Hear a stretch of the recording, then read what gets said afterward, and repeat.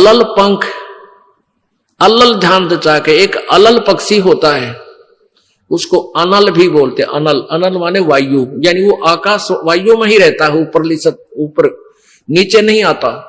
वो अंडे भी ऊपर ही दे देती है, वो अलल पक्षी मादा, और उन अंडों को हवा में छोड़ देती है और ऐसे स्थान पर अंडे देती है, पैदा करती है कि नीचे केले के बन हो, केले के बन।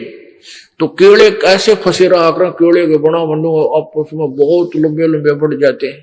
तो वहां आकाश से वो अलल पक्षी बहुत लंबा चौड़ा होता है, वो कम से कम भी सैकड़ों फुट लंबा और 50 फुट की चौड़ाई होती है। इतने बड़े बड़े पर होते हैं उसके, बहुत जबरदस्त लोहे के तौ की तरह, और पंजे होते हैं जैसे नो चमटिया की तरह, खुर जैसे बहुत जबरदस्त नाकुल्ले, बहुत मजबूत, और 4 पैर होते हैं, पक्षी होता। तो वहां से अंडे छोड़ देती है, भगवान हवाला है।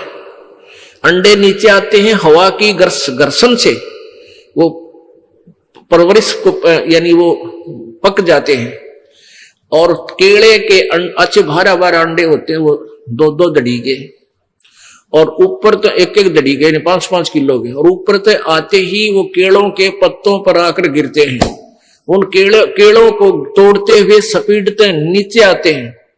तो केलों पर गिरने से, उन केले पर गिरने से उन पेड़ों पर, तो उसकी स्पीड कम हो जाती है, और तो केले को तोड़ता हुआ वो आसानी से आकर नीचे पड़ता है और पड़ के फूट जाता है। उसमें से वो बच्चा वहां फिर उस वन में घूमता है, फिरता है, चारा चरता, और फिर कुछ दिनों में वो उड़ने लग जाता है, यानी परिपक्व हो जाता है, वो प्रफुल्लित हो जाता है, और वो उड़ कर देखता है, काफी दूर तक उड़ता है, फिर वापस आ जाता है। 1-2 साल तक वही रहता है उस वन में, उन पक्षियों के साथ भी घूमता है, अपने मित्रों के साथ, जो दूसरे पक्षी होते हैं, अन्य जीव जंतुओं के साथ भी घूमता है, लेकिन उनमें उसकी मित्रता नहीं रहती है, क्योंकि उसको पता होता है कि मेरे माता पिता ऊपर हैं, यहां नहीं है। पुण्यात्मा, ये बहुत ही उत्तम ज्ञान है और छुपा हुआ ज्ञान था, ये तत्व ज्ञान है। इसको समझाने के लिए से उदाहरण आपके समक्ष पेश करने पड़ते हैं, ताकि आत्मा अपने परमात्मा की तरफ आकर्षित। आपने कैसे रहना इस संसार में, ये अलल पंखी के अलल पक्षी के बच्चों की तरह। अब वो यहां आए, यहां आसपास उस वन में पक्षी पशुओं के साथ रह रहे हैं, लेकिन वो एक पल भी वहां जाने को नहीं भूलते कि एक बार हम उड़न जोगे हो जावा, उसी दिन भाग जावांगे यहां से, हम जवान हो जावे तो उसी समय चल पड़ेंगे। तो जब वो युवा हो जाते हैं और खूब उड़ने योग्य हो जाते हैं, तो चलते समय कहते हैं 5 हाथियों को वो पक्षी, अलल पक्षी ऐसे क्योंकि उन केलों के वन में हाथी के भी झुंड के झुंड होते हैं, वहां होते थे पहले समय में, मतलब बने ना रहे, तो वहां झुंड के झुंड हाथी होते हैं, नो एक दूसरे के सट के चाला करें, सैकड़ों की संख्या में, कई झुंड है।